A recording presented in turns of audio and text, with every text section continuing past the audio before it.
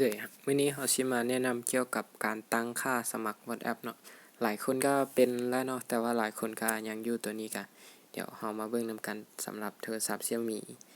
จะตั้งค่า WhatsApp แบบใดก็คือมีแต่เรากด WhatsApp เข้าไปเลย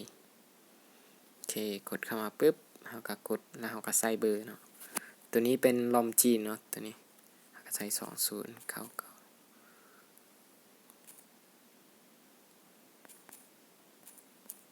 โอเคตัวอย่างเบอร์นี้เนาะ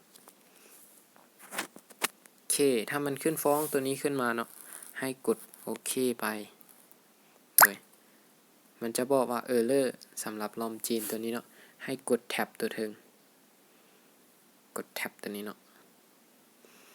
มันจะให้เราตั้งค่า permission มันก่อนสำหรับลอมจีนเด้อให้กด open ตัวนี้ Google Service แล้วก็มา permission ตัวนี้ติ๊กยอมรับตัวนี้แล้วก็ตัวนี้ delete message ตัวนี้ก็ยอมรับไปเนาะนี่ก็กดยอมรับไปเลย make phone call number กดยอมรับไปซะโอเคก็กดยอมรับไปโอเคnotification set up ตัวอื่นเปิดก็ได้บ่เปิดก็ได้เนาะ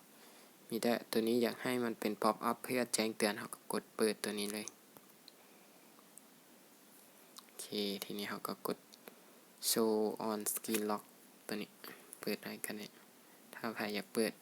ก็เปิดบ่เปิดก็บ่เป็นหยังเนาะตัวนี้แต่กดกลับคืนไป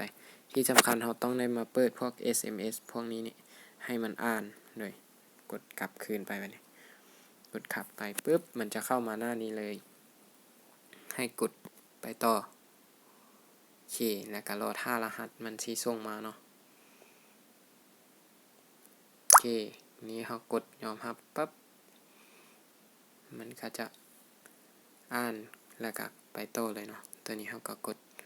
ยอมรับไปนี่ยอมรับ access photo ยอมรับโอเคแล้วก็ใส่ชื่ออันนี้ฮะนี่เป็น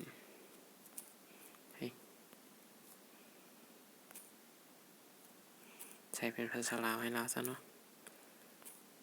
โอเคเนาะเขียนผิดจังงั้น